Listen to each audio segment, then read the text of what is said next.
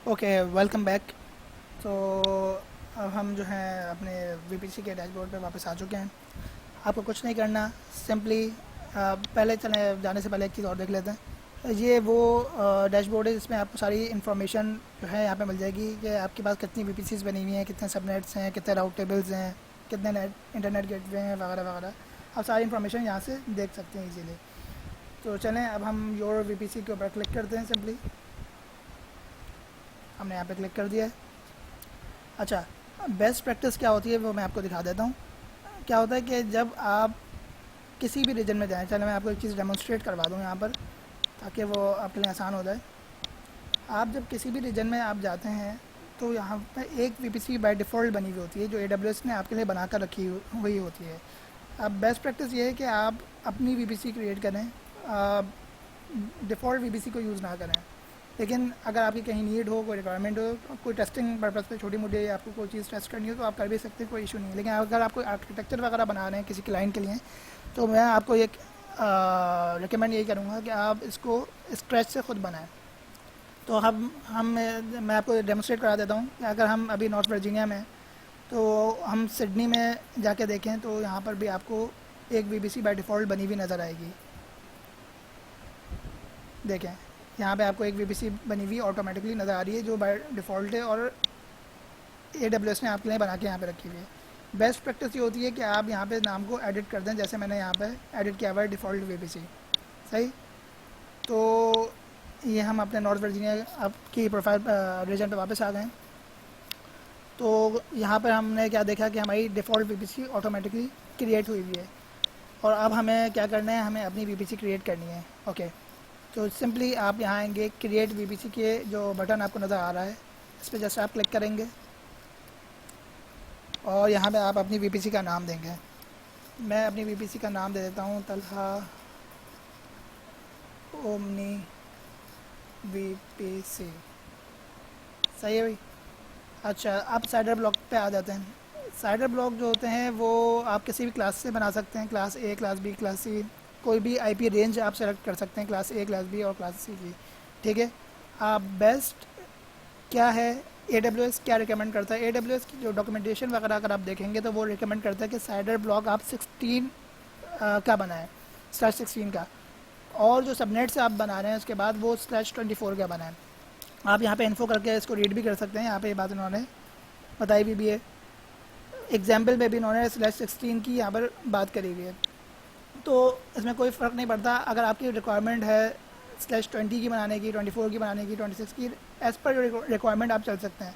लेकिन अगर आप /16 की बना लें तो आपके पास एक बहुत बड़ी आईपी रेंज जो है मौजूद होती है जो कि 65,000 मोर देन 65,000 तक होती है।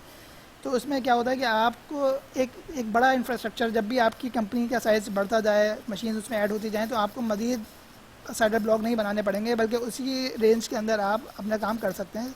65,000 से ज़्यादा आईपीज़ होती हैं और ये बहुत ज़्यादा होती हैं। तो हम क्या करते हैं, हम यहाँ पे अपना जो बनाते हैं साइडर ब्लॉक वो क्लास ए से बनाते हैं। आईपी रेंज हम क्लास ए की सिलेक्ट करते हैं और साथ में उसको बनाते हैं /16 का। सही है भाई। यहाँ पे हमने IPv6 को नहीं लेना, हमें को नीड नहीं है। टेनेंसी को थोड़ा समझ लेते हैं, डिफ़ॉल्ट और डेडिकेटेड। अगर आप AWS से डेडिकेटेड सर्वर ले रहे हैं तो आप डिफ़ॉल्ट इसको डेडिकेट कर देंगे। ये उस वक्त यूज़ होता है कि जब आपके डाटा प्राइवेसी का इशू हो और आप एक सर्वर ही अलग रखना चाहते हो जो कि बिल्कुल आइसोलेटेड हो और वो सिर्फ आपके लिए डेडिकेट हुआ हुआ हो, तो उस सूरत में आप इसको करते हैं। अदरवाइज़ इसको आप नहीं करते, तो आप इसको बाय डिफ़ॉल्ट रहने देंगे और कुछ भी नहीं करना, जस्ट क्रिएट वीपीसी पे आपने क्लिक कर देना है। ये आपकी वीपीसी एक क्लिक के ऊपर तैयार हो गई है। सबसे अच्छा तरीका वीपीसी को सॉर्ट करने का ये होता है कि आप इस पर जो भी सॉर्टिंग कर रहे हैं वो वीपीसी आईडी के थ्रू या सबनेट आईडी के थ्रू करें। जब हम आगे सबनेट बनाएंगे तो फिर देखेंगे। सही। तो ये आपकी वीपीसी बेसिकली तैयार हो गई है। अभी वीपीसी के अंदर कुछ भी आपको इन्फॉर्मेशन ख़ास नहीं मिलेगी सिवाय आपका जो साइडर ब्लॉक है उसकी, क्योंकि अभी इसमें कोई सबनेट्स वगैरह नहीं बने हुए हैं। तो हम इसका नेक्स्ट स्टेप देखते हैं। हमने अभी क्या काम कर लिया है, हमने साइडर ब्लॉक अपना बना लिया है, यानी कि अपनी वीपीसी बना ली है, साइडर ब्लॉक बना लिया है। अब हम दो पब्लिक और दो प्राइवेट सबनेट्स बनाएंगे और उनको एसोसिएट करेंगे राउट टेबल में। आ जाएं सबनेट की स्क्रीन के ऊपर। तो यहाँ पे आपको बाय डिफ़ॉल्ट जो VPCs हैं, जो डिफ़ॉल्ट VPC का पार्ट हैं, वो नज़र आ रही होंगी। आप सिंपली यहाँ पर आके क्रिएट सबनेट के ऊपर क्लिक करेंगे। यहाँ से आप अपनी VPC को सेलेक्ट करेंगे। अगर यहाँ पे बहुत सी VPCs होती हैं तो उसकी पूरी लिस्ट आ रही होती है, लेकिन यहाँ पे अभी सिर्फ एक ही VPC है, तलहा ओमनी VPC, तो आप इसमें बनाएंगे। हम इसी को यूज़ करेंगे। इसने बता दिया हमारा साइडर ब्लॉक जो है /16 का है, और यहाँ पे मैं नाम दे देता हूँ तलहा पब्लिक सबनेट 1। अच्छा, ये जो मैं डैश डाल रहा हूँ या अंडरस्कोर डाल के मैं लिख रहा हूँ, ये ज़रूरी नहीं है आप लोग इस तरह लिखें। ये इसको एक्सेप्ट कर लेता है दोनों तरीक़ों से। अगर आप गैप दे के भी लिखना चाहें तो लिख सकते हैं, लेकिन मुझे इस तरह लिखना अच्छा लगता है। बेस्ट प्रैक्टिस ये है कि AWS कहता है जब आप अपना पहला सबनेट बना रहे हों तो आप इसको नो प्रेफरेंस पे रखें। तो जो सबसे बेहतरीन सबनेट होगा, जिसमें सबसे ज़्यादा जो है वो, या कह लें कि मल्टी टेनेंसी थोड़ी कम होगी, तो वो उसको आपके हिसाब से सेलेक्ट करके दे देगा। लेकिन बहरहाल हमारी नीड है, हम समझ लेते हैं कि हमें अब इसको 1A में बनाना है, इसको अज्यूम करने की हमारी रिक्वायरमेंट है। तो मैंने US ईस्ट 1A सेलेक्ट कर लिया। इसका अब हम वो दे देते हैं, साइडर ब्लॉक बनाते हैं इसका 10.0.0, इसको 1 कर देते हैं, /24, सॉरी /24।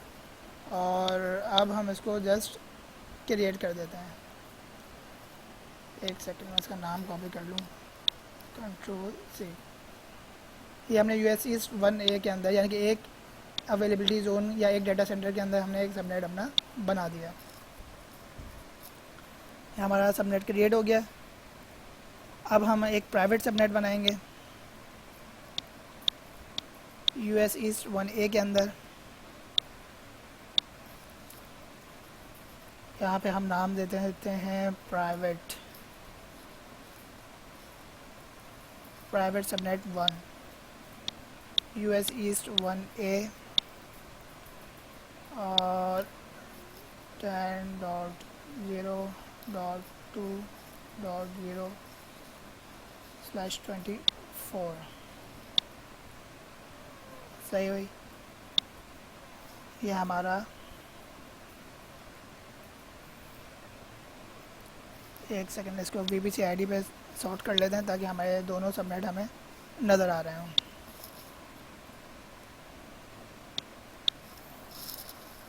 देखें, ये अब हमें हमारे दोनों सबनेट नज़र आ रहे हैं, पब्लिक सबनेट 1 और पब्लिक सबनेट 2।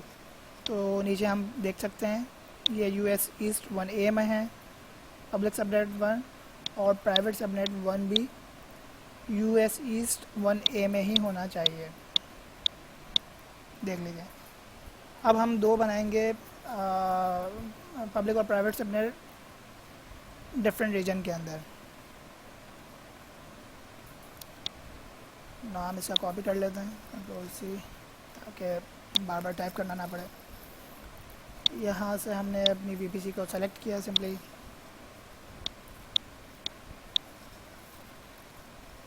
और ये हमने बनाया पब्लिक सबनेट 2। इसको हम बनाते हैं US ईस्ट 1B के अंदर, और इसका साइडर ब्लॉक हम रख देते हैं 10.0.3.0/24। साइडर ब्लॉक अलग होना चाहिए, अगर ओवरलैप हो रहा होगा तो ये नहीं बनाएगा, एरर दे देगा। तो ये हमारा पब्लिक सबनेट 2 बन गया। किस रीजन में बना, एक नज़र देख लेते हैं। ये बना हमारा US ईस्ट 1B में, देख लीजिए यहाँ पर। अब हम प्राइवेट सबनेट बनाते हैं। ओके, ये हमने इसको कर देते हैं 2, और यहाँ पर नाम दे देते हैं प्राइवेट। इसको US ईस्ट 1B में हम रखते हैं। इसका साइडर ब्लॉक हम 4 पे बनाते हैं, 10.0.4.0/24 और ये हमने कर दिया क्रिएट। सही है भाई, ये हमारे समझ लें कि चारों सबनेट अब हमें नज़र आ जाएंगे। हम इनको सॉर्ट करते हैं VPC ID से।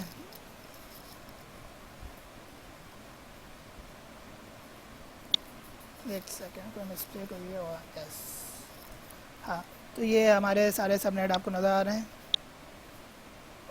एक पब्लिक एक प्राइवेट US 1A में है, एक पब्लिक और एक प्राइवेट US 1B में है, ताकि हाई अवेलेबिलिटी मेंटेन रहे। अगर एक रीजन एक अवेलेबिलिटी जोन, एक डेटा सेंटर किसी वजह से जो है वो काम करना छोड़ देता है, तो दूसरे डेटा सेंटर से हमारी एप्लीकेशन प्रोविजन रहे। यही आज का आर्किटेक्चर बनाने का हमारा मकसद है। अब हम आते हैं राउट टेबल पे। ओके, अब हम क्रिएट करेंगे राउट टेबल और सबनेट को उसके साथ एसोसिएट करेंगे। यहाँ पे हम अपना VPC की ID डाल के इसको सॉर्ट करते हैं। अच्छा, जब भी आप ज़िंदगी में याद रखिएगा VPC AWS में बनाएंगे तो एक डिफ़ॉल्ट राउट टेबल ऑटोमेटिकली बन जाएगा। सही, इसकी पहचान क्या है? इसको आप प्राइवेट राउट टेबल भी कह सकते हैं और मेन राउट टेबल भी कह सकते हैं। सही, और डिफ़ॉल्ट राउट टेबल उस पर्टिकुलर VPC का भी कह सकते हैं। सही, तो इसका हम नाम रख देते हैं Talha private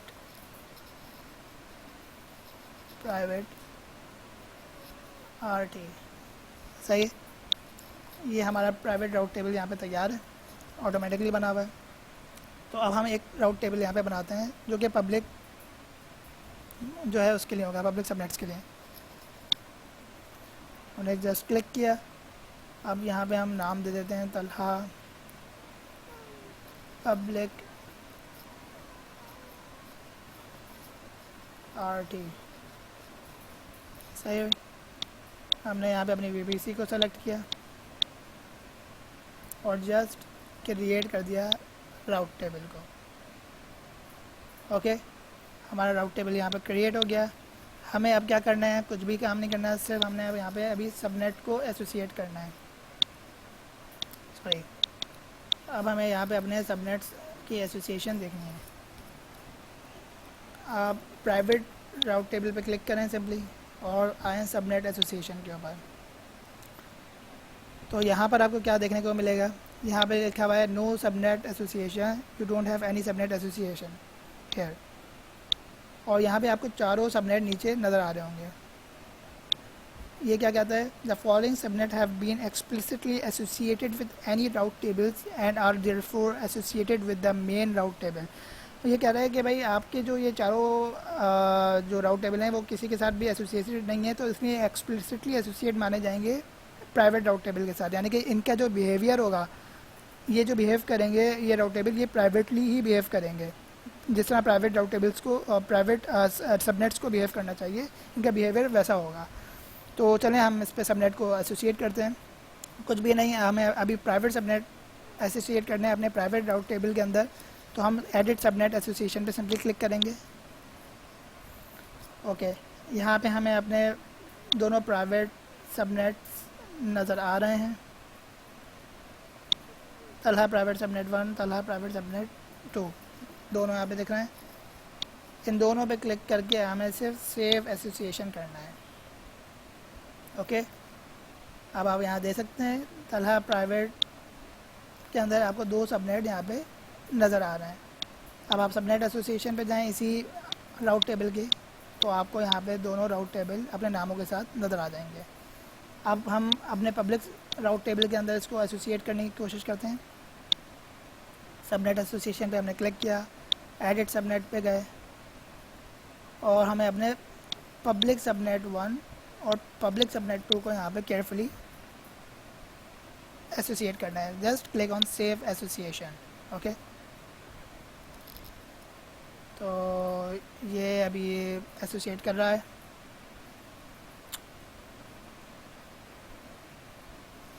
I think page refresh करके देखते हैं। ओके ओके, अच्छा इसको दोबारा एसोसिएट करते हैं हम। सॉरी, ये तो एसोसिएट हुए में हैं।